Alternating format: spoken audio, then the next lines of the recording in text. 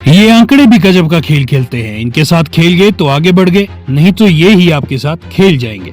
तो खेलने की कोशिश यहाँ भी हुई पर कोई फायदा नहीं हुआ।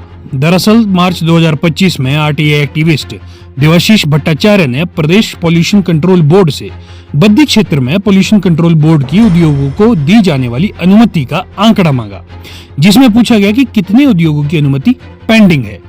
अब मार्च में जो आंकड़ा दिया गया था वो था कि 195 औद्योगिक यूनिट बिना किसी अनुमति के ऑपरेट कर रही थी, या यूं कहें कि इन्हें अनुमति की जरूरत ही नहीं थी। पर यह पैरामीटर किसने बनाया कि आज के दौर में कोई ऐसा उद्योग भी हो सकता है जो बिना प्रदूषण विभाग की अनुमति से चले।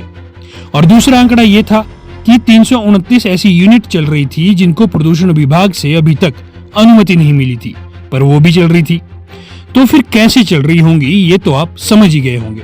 ये आंकड़ा कुल मिलाकर 524 औद्योगिक यूनिट का बनता है। खैर, कोई कह सकता है कि आप लेटेस्ट आंकड़े दिखाए तो आपको लॉग बुक वाली कहानी तो याद ही होगी।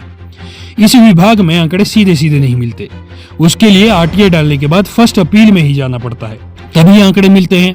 और आरटीआई के जवाब के तीसरे कोने में लिखा है कि जानकारी वेबसाइट से मिल जाएगी, तो वो तो और भी टेढ़ी खीर है, ढूंढने से भी ना मिले। पर खैर, हमने ढूंढ ली। अब कोई ये भी कह सकते हैं कि आज हो सकता है कि परमिशन मिल गई हो, तो आपको हम लेटेस्ट आंकड़े दिखाते हैं। वेबसाइट के मुताबिक अभी भी 455 उद्योग बिना अनुमति के चल रहे हैं। अब सवाल ये है कि पिछले कई सालों से बद्दी के क्षेत्रीय प्रदूषण बोर्ड कार्यालय को एक ही व्यक्ति चला रहे थे, वही शिमला में अन्य विभाग में भी थे, और अब मेंबर सेक्रेटरी की ड्यूटी भी देखेंगे। तो इतना कार्यभार एक ही व्यक्ति के कंधों पर क्यों डाल रही है सरकार, जबकि बद्दी की आबोहवा पहले से ही खराब चल रही है।